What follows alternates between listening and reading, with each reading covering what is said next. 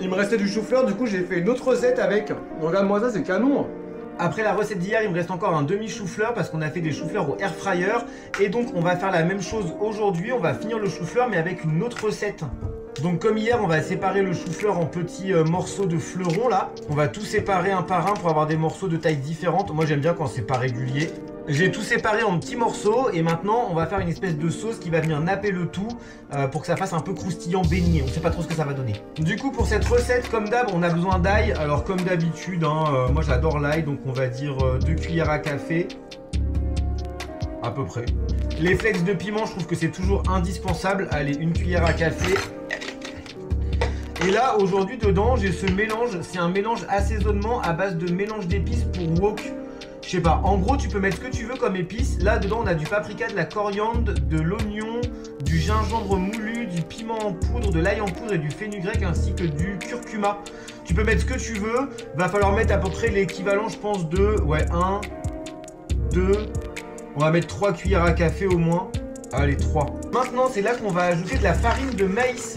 On va ajouter pas mal de farine de maïs parce que le but, c'est de mélanger avec nos épices à peu près un temps pour temps. Tant d'épices que tant de farine. On va partir sur cette base-là.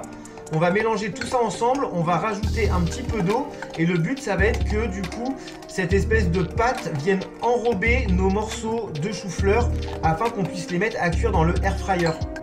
Un petit peu d'eau. On va rajouter de l'eau au fur et à mesure. Je crois que j'en ai trop mis déjà. Oh le Google. J'en ai mis trop. Oh, j'ai pas fait gaffe. Elle est con. Du coup, on va rajouter de la farine de maïs. Pourquoi la farine de maïs? Parce qu'en général, ça va rendre les choses plus croustillantes que la farine de blé normale. Et ça va permettre de mieux enrober aussi. Hop, voilà, comme tu peux le voir, on a un mélange à moitié comme une pâte à beignet, un petit peu épais mais en même temps liquide. On va du coup l'ajouter à notre chou-fleur. Et voilà le résultat, comme tu as vu, j'ai mélangé à la main. Tout est bien recouvert, c'était un petit peu difficile à mélanger. Oui, du coup, on m'a fait penser, c'est un peu comme une tempura.